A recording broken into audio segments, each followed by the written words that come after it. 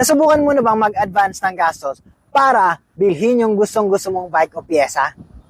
Yung tipong hindi mo pa hawak yung sahod mo, bumawas ka na sa savings o kaya umutang ka pa para makabili.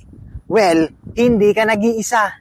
Yan ang madalas kong ginagawa nung bago-bago pa lang ako sa pagbibisikleta. Ang nasa isip ko kasi, sasahod naman ako sa susunod na linggo, bilhin ko na to, baka maubusan pa ako. At pagdating ng sahod, may mas mahalaga pa lang pagkakagastusan, ang ending tuloy, wala akong pera. Kaya natuto na ako.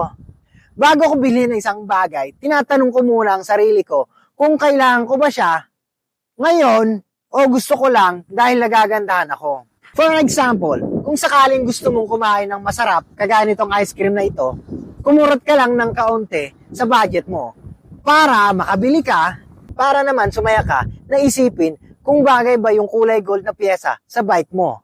Satisfied ka na sa pagkain ng ice cream, motivated ka pang mag-upgrade. Maganda kasi na meron tayo mga nakatabing eksang pera na pag may opportunity na maganda, ay may mahuhugot tayo. Naniniwala kasi ako na pag binigyan mo ang sarili mo na mag-isip muna bago bumili, may iwasan natin ang pagsisisi sa bandang huli. Ang kalaban kasi natin dyan ay hindi natin alam kung ano ang mangyayari kinabukasan. Maaring may magandang lugar na pupuntahan ng grupo at dahil wala ka ng budget, ay hindi ka na tuloy makakasama. Kaya inaanyayahan ko kayo na bigyan nyo rin ang sarili nyo ng isang linggo o ng isang buwan bago nyo bilhin ang mga bagay-bagay na yun.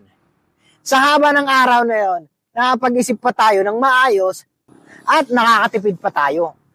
Kung gusto nyo rin matikman itong ice cream na ito, punta lang kayo sa mga tindahan namin. Ang Taraki Soft Serve Ice Cream naman ang pangalan.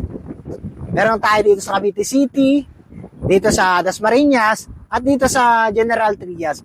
Screenshot nyo na lang para malaman nyo yung mga address natin. At siya nga pala, ilalagay ko sa comment section yung link ng page namin para gusto nyong tignan. Ikaw, may kahalintulad ka bang kwento ng pag-advance ng gastos? Comment mo naman dyan para malaman ng iba ang kwento mo. Ako nga po pala si Rogelio, yung tropang vlogger na nagsasabing,